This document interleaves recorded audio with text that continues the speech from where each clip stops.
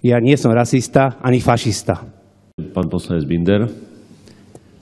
Ďakujem pekne za slovo. Rád by som povedal príbeh zo Svätého písma, kde kanánska žena prišla za Pánom Ježišom a hovorila: Pane Ježišu, uzdrav moju dcéru. Je posadnutá zlým duchom. Pán Ježiš hovorí: ale nie je dobre zobrať kraje s deťom a hodiť šteniatám. Kanánska žena mu na to hovorí: ale aj šteniatá jedia odrobinky, čo padajú deťom zo stola. Choď, tvoja viera ťa uzdravila, tvoja dcéra je uzdravená, povedal Pán Ježiš. Prečo to hovorím?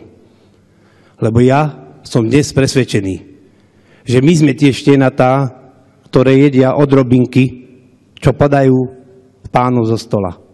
Lebo ozajstný krajec majú v rukách mamonárske skupiny, ozajstný krajec dávame utečencom a cigáňom.